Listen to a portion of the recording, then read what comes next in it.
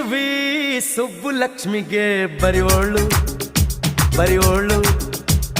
G TV ಮಾದಗೌಡ್ರಿಗೆ ಬರೆಯೋಳು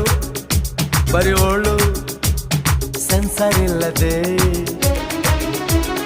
ಎಲ್ಲ ತೋರಿಸೋ ವಿ ಚಾನಲ್ ತರ ಕೆಲಸ ಮಾಡುವಾಳು ನಾಳು. ಎಂ ಟಿವಿ ಸುಬ್ಬುಲಕ್ಷ್ಮಿಗೆ ಬರೆಯೋಳು ಸಿ ಟಿವಿ ಮಾದಗೌಡ್ರಿಗೆ